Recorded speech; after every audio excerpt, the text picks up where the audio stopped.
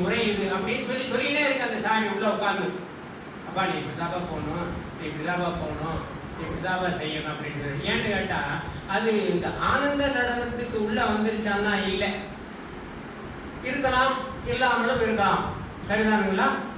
அதுல நீ பெருமான் ஏன்னு கேட்டீங்கன்னா அவர் எப்படி எங்க இருக்கிறாராம்? உள்ளகத்தமர்ந்து எனது உயிரில் கலந்து பல திட்டம் உள்ளதான் இருக்கிறாரு.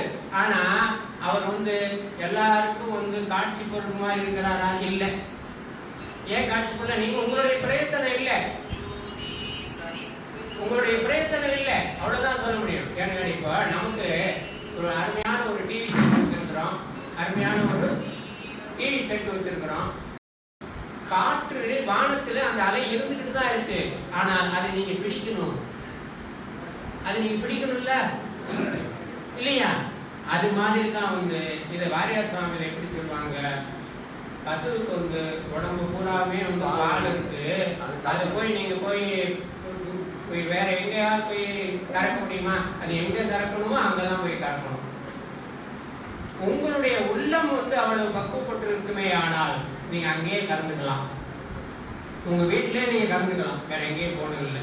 கோயிலுக்கு போகணுமா? கோயில் போகணும்னு அவசியமே கிடையாது, போகணும்னு அவசியம் இல்லை.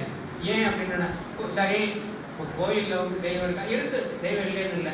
தெய்வம் உணரக்கூடிய பக்குவப்பட்ட ஆன்மாவுக்கு அங்க போகும்போது இங்க கிடைக்கும். சரிதானுங்களா?